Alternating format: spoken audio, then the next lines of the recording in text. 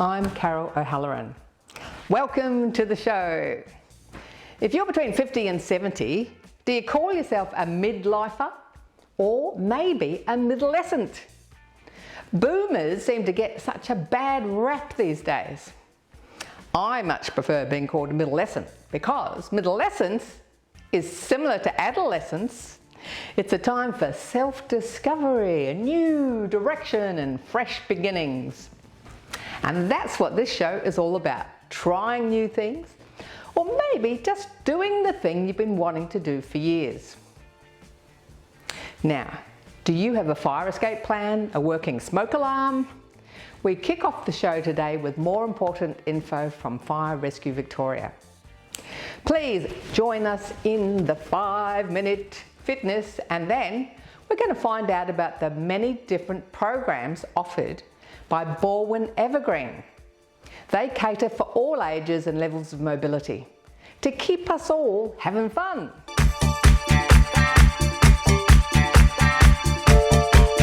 Did you know that one of the most common causes of fire in the home is leaving cooking unattended? We're going to learn some fantastic tips for being fire safe at home, and we're speaking with Darren McQuade from Fire Rescue Victoria. Can you just tell us who Fire Rescue Victoria is? Yeah, sure. So prior to 2020, in Victoria we had the Country Fire Authority, or CFA, and there's also the Metropolitan Fire Brigade, which is known as MFB. On the 1st of July 2020, the 38 career stations of CFA and the 47 stations of MFB amalgamated to become Fire Rescue Victoria. So we have 85 stations across Melbourne and regional Victoria. Now, can you talk us through some of the key flash points, if you, so to speak, in the house for fire safety? So certainly the most common area for fires in the house is in the kitchen. So over 50% of fires start in the kitchen. Of those 3,000 house fires that I talk about, they're not always the ones that cause the majority of fatalities. They're caused by fires in the bedroom and the living rooms. But fires in the kitchen still cause significant damage, and they cause a lot of injuries, particularly burns, people trying to put the fire out. Our simple message for people, if they have a fire in the kitchen, would be to get out and stay out.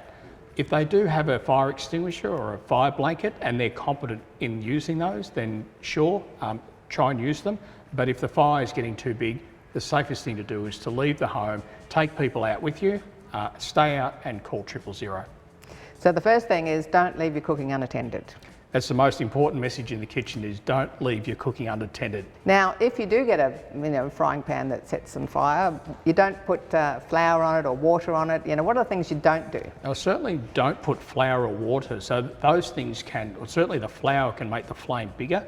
Water can splatter the oil and cause significant burns. The best thing to do is, again, leave the kitchen, take people outside with you, call 000. And again, if you do have a fire extinguisher or a fire blanket and you're competent in their use, you could try those. But if the fire, you'd only try that if the fire's small. If the fire's starting to grow, best thing is to leave the house. You guarantee your safety that way. And you go to the letterbox, is that right?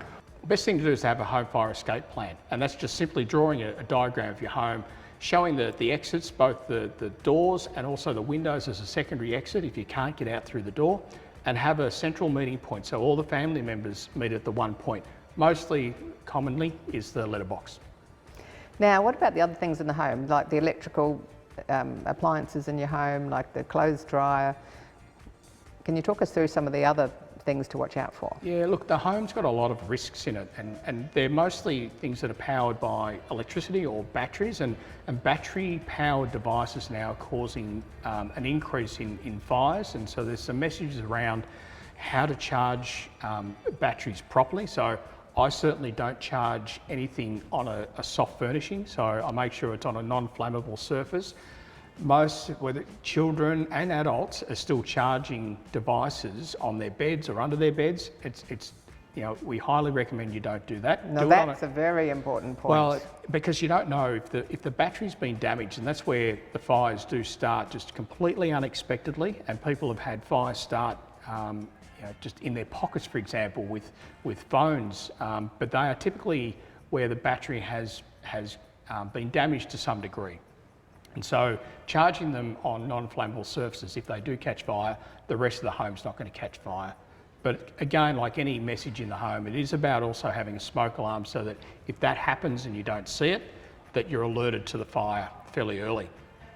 With the dryers in the laundry, one of the key risks is having lint in the dryer that's not cleaned each time. So lint builds up, and for those that don't know what I'm talking about, it's about when you reach into the dryer, the back of the dryer, there'll be a plastic round section. You can pull that out, and at the back of that is a mesh that filters the lint, and so that can build up if you don't clean it. So make sure you clean the filter regularly, and then put it back, and the dryer should be fine. But when things are starting to break down, they're getting old, that's when things should be replaced. So you can get them checked just to be safe. And what about plugs and electrical sockets? So good message is don't overcharge things. So fire safety is pretty much common sense. It's about doing things as per the manufacturer's instructions. Don't overload power boards and power points. Don't have double adapters. Just use a minimal power out of each power point. So check that power boards, they're safe to use so long as they meet an Australian standard. So check that they've got the Australian standard symbol on them. But don't overload, don't have lots of things drawing power off that one power point. Now, getting back to the kitchen, if you've got children or grandchildren in the kitchen, what are some safety tips for cooking in the kitchen when you've got children around? Well, the first thing about whether there's children or not is to stay attentive. Make sure you stay in the kitchen. Most fires that start in the kitchen is because people have left the kitchen and they've got distracted, it heats up and it causes a fire. So stay in the kitchen. If for some reason you are distracted, we'd recommend that you take a utensil with you so that you remember that you've still got some cooking back in the kitchen. Priority is don't leave the kitchen though. Pot handles, turn them in if you've got children there, because obviously the children can reach up and grab the pot handle, and you can get some significant burns from scalds with children pulling the pot down on them. And of course, teaching the children and grandchildren some safety tips.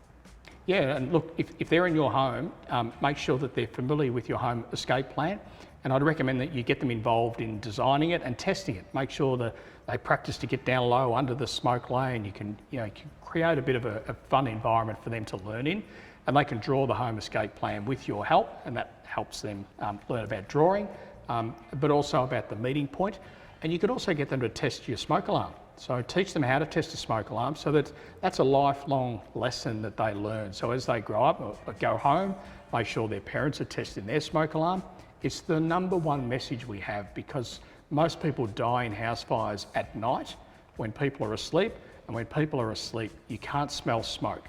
And so the smoke detector or the smoke alarm is there to alert you early enough that you and your whole family can escape safely. Darren, what are the 4 top tips for safety, fire safety at home? Well, the number one most important fire safety tip is to ensure that you've got working smoke alarms. Test them regularly, so test them once a month, vacuum or dust them annually. The second thing is to make sure that you look around the home for fire risks, so things that might be heat sources and things that are close to them, move them away, whether it's tea towels, curtains. Get your appliances serviced every year, so heaters, make sure that they're serviced regularly. And then the third thing is around having a home fire escape plan. And that ensures that everyone in the family or in the household knows what to do when there's a fire and where to go, so that everyone's safe at their single meeting point. The last thing to do is, if you do happen to have a fire in your home, get out, stay out, and call 000. Get out, stay out, call 000. Absolutely. If you follow those tips, you should stay safe. Thanks very much for your time, and thanks for those invaluable tips for the viewers. Thanks, Carol. It's been a great opportunity to get those important messages out.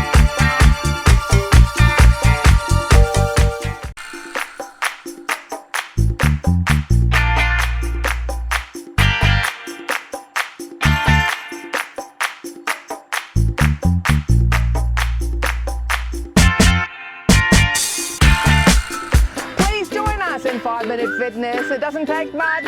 We're just going to be doing a bit of moving. Hold on to a chair if you need to. We're going to start with a step touch, but a nice slow one today. And we go step together, step. We're going to really focus on the arms.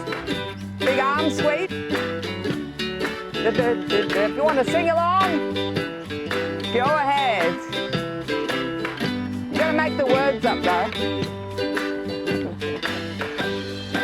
doodle-loo, doodle-loo. Nice big arm circle. You can see my broken arm isn't quite as good as the other one. Now we take an arm sweep. Sweep it out. This is like you're saying, here are the prizes you have to choose from. Sweep the arm out. That's it. And we're going to do 4 more. Okay?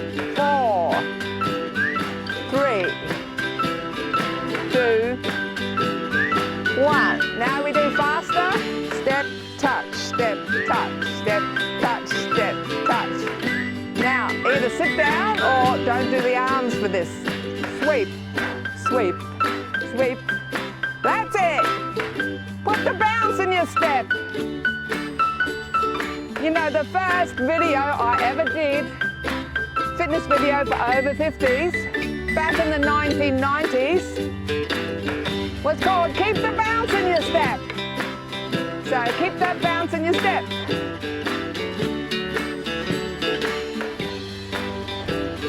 Life is good. It's going to be a great day. Now we take the arms up. And we're going to think of squeezing our shoulder blades together at the back. And a little friend wants to come and play. That's what happens when you have fun in the park. The dogs want to join in.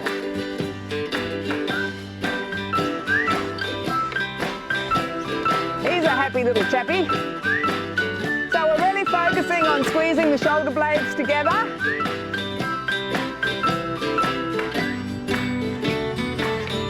Four more. 4, 3, 2, 1. Now I'm going to show you sideways. We go back, together, back, together. All right? We go back, together, back, together, back, together. Now we try and push the hands back as well. So push the palms behind you. Very good for working your bottom, your glutes, gluteus maximus. Now I'm going to speed it up. Push it back. That's it. Really squeeze the shoulder blades together at the back. This is one of the rehab exercises for my broken shoulder. So good for your shoulders.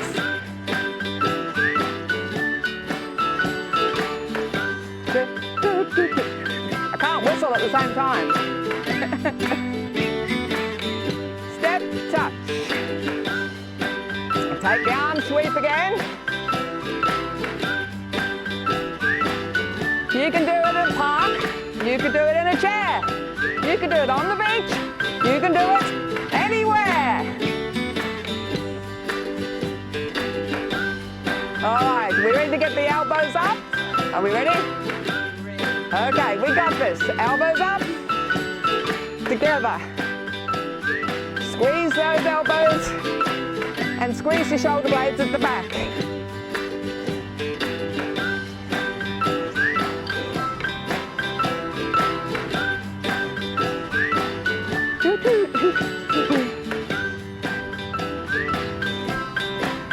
Okay, last set.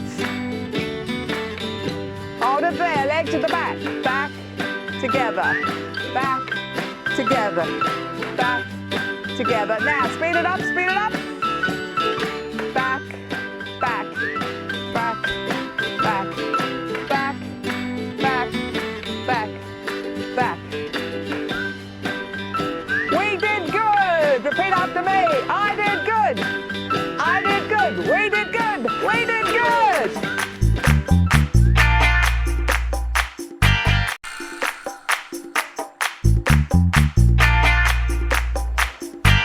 Today we're at the Balwyn Evergreen Centre, which is all about promoting independence and wellbeing for our seniors.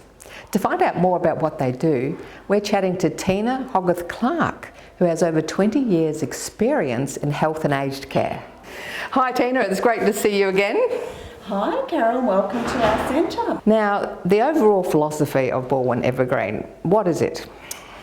So our philosophy is about building a community of happy, healthy older people, and we've been doing that since 1958, so over 65 years now, and we're aiming to ensure that people can live in their own homes independently for as long as possible. Now, you've been working in the aged care space for 25 years or something like that, or something like that. So what do you enjoy so much out of working at Balwyn Evergreen? I love it here. My office is just near the front door. And so I see clients come in and usually shuffling in, and then they walk out chatting and happy. It's wonderful. It has a beautiful vibe here. It's very welcoming. The staff are very welcoming. The clients are very welcoming. And you can see that we have an impact in people's lives. We are keeping them healthy. We are keeping them in their home for longer, and we are keeping them independent. So it's a wonderful place to work. Now tell us, what programs does Balwyn Evergreen offer?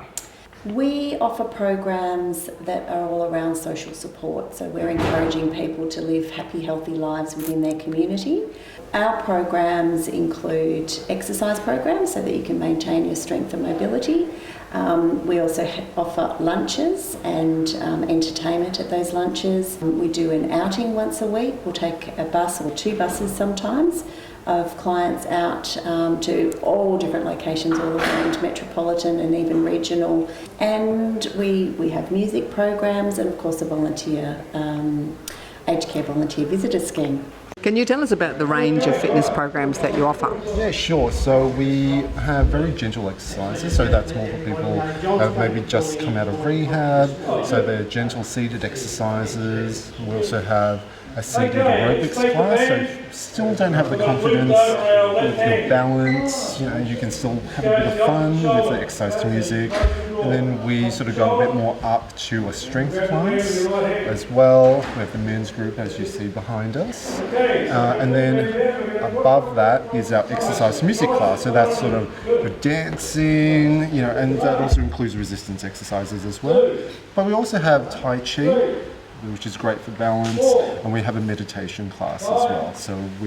And a Pilates class as well. So we have a whole range of activities. So we have a gym, and that's for small groups, about 3 to 4 people, and it's just for those that want to do sort of exercises but focus more on a routine that you can't do in a group exercise. So it's a bit more personalised, and also with gym equipment there are certain exercises that you just can't do with just weights and bands. It's a sort of a nice little personal space for people to work out. So if someone's watching today and they'd like to try out some of the programs, maybe they can't drive anymore, what would you say to them? Well, we also have buses. And we need drivers. We bring people into our centre.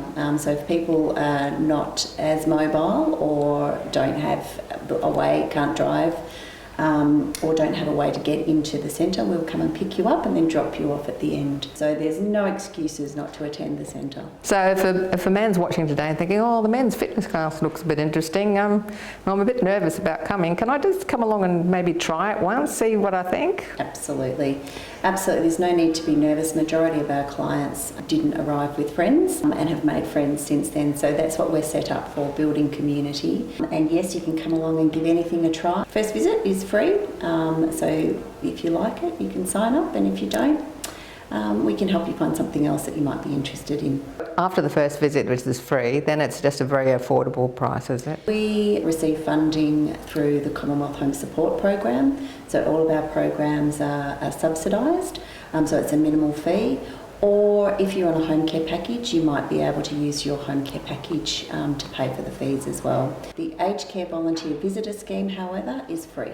Are there any requirements for someone to qualify to have a volunteer visitor come to their home? Yes, so the requirements are that you must be either living in a residential aged care facility or you're receiving a home care package and living at home.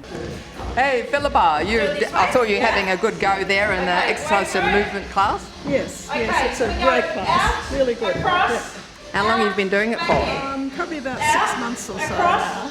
Yeah, I tried different activity groups, but I'm not the sort of person who goes to the gym and sits on a machine. You know, I really don't like that. A lot of the exercise groups, you're flat on the ground. Can't stand that.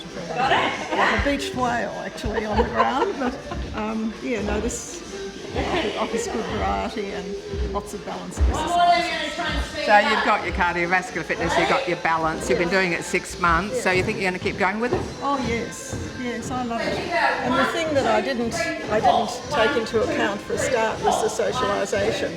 And it's lovely because here, the volunteers or the staff, they put out morning tea for you, so everybody sits down and has a cup of tea together, and it's something that's lacking in every other activity I've looked at. Do you come on your own? Yes, yep. So that shouldn't deter someone sitting at home if they don't have a friend to go with. Oh, golly, yeah. Once you're here, you're just part of the group. What would you say to someone who's sitting at home on their own and they don't have a friend to come with? It's no problem at all, because this group seems to just take whatever comes and whatever level too. So okay, just raw levels. How long do you think you're going to do it for? Oh, probably till I start pushing up daisies, really. Talking about personalisation, I mean, people that are a bit older, they all have, joints that have worn out, they have, limitations. How do you cope with all the different programs for people's different levels of ability? Usually when someone comes in, they just give us a brief overview of what their health conditions are and what their limitations are, but also what their strengths are as well. We want to work with people's strengths, not focus on their limitations. And then we suggest a particular class maybe they can try. So if they want to focus on balance, we have a balance class. So try that. If that's too much, we can always start a little bit lower with, say, the gentle seated, build them up, and then you can try the balance class. Yeah. So the men's group actually started 17 years ago, and there was sort of a need for a group where men felt comfortable exercising. A lot of men, they don't feel comfortable in a mixed group setting. We have people from about 60 for the more active classes, all the way up to people that are 100 doing our gentle seated. I just say everyone is just lovely, friendly. Everyone's here to just exercise, better their fitness. And then afterwards, after each class, we do have a morning or afternoon tea. So it's not just about fitness, the physical health. We also want to focus on the social connections, the emotional health, and hopefully also that means we'll assist people's mental health as well. We don't want people to be isolated. We focus as much on the exercises as well as the social connections. It's something which allows you to exercise and enjoy it with other men.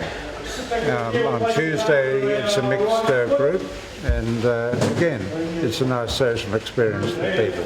So Evergreen offers a variety of things like this to allow people to have things they can look forward to every week. So if you're listening today to this program and you think that maybe some of the things that we've talked about today are for you, come on down to Balwyn Evergreen Centre. We'd love to have a chat. Thanks for watching.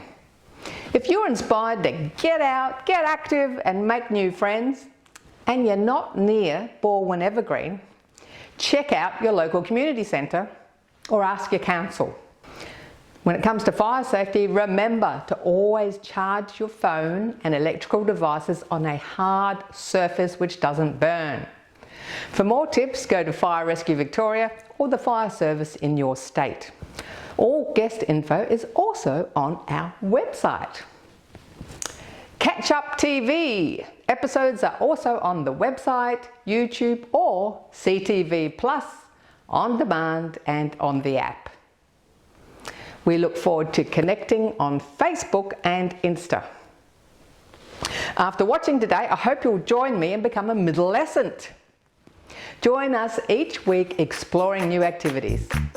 I'm Carol, over 50, so what?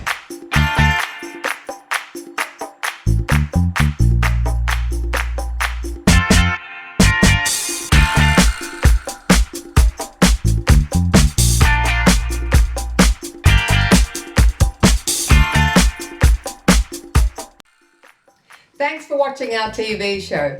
Be sure to hit subscribe and then you'll never miss an episode. Jump on Facebook, join our group, get in on the fun, fitness, wellness and inspiration.